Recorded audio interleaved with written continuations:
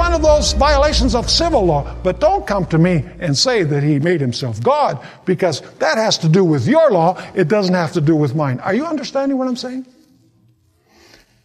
Now notice John 19 verse 11.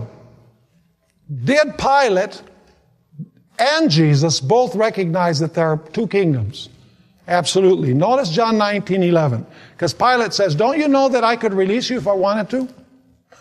Notice, Jesus answered, you could have no power at all against me unless it had been given you from above. Why was Pilate ruling in Rome? Who placed him there? God placed him there.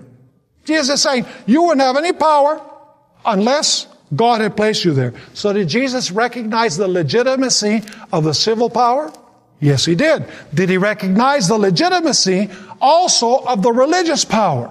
He most certainly did. Now, why did Pilate deliver an innocent man? John 19 and verse 12 tells us the reason. Actually, there are two reasons. Number one, because he was afraid of the people. And number two, he was afraid of losing his political position. He was afraid that Caesar would remove him. So out of expediency, he delivered an innocent man. Notice John 19, verse 12. From then on, Pilate sought to release him. But the Jews cried out, saying, if you let this man go, you are not Caesar's friend. Whoever makes himself a king speaks what? Speaks against Caesar. So what are they saying? They're saying, listen, this man says he is a king, and if you don't do something about it, we're going to tell Caesar, and Caesar is going to remove you from your post. So it was because of fear of losing his political position that he delivered an innocent man. But it was also because the religious leaders pressured the people to ask for the blood of Jesus, and he was afraid of an insurrection and a tumult among the people. Notice Matthew 27 verse 20. Folks, the dangerous figures in this are not the common ordinary church members. The dangerous people here are the religious leaders. Notice Matthew 27 and verse 20. But the chief priests and elders persuaded the multitudes that they should ask for Barabbas and what?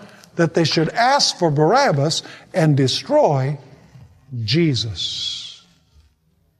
Notice John chapter 19 verses 13 through 15. When Pilate therefore heard that saying, he brought Jesus out and sat down in the judgment seat in a place that is called the pavement, but in Hebrew Gabbatha.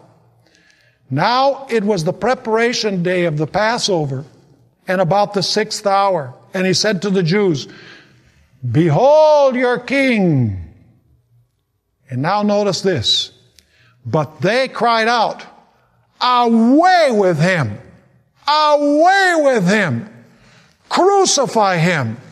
Pilate said to them, shall I crucify your king?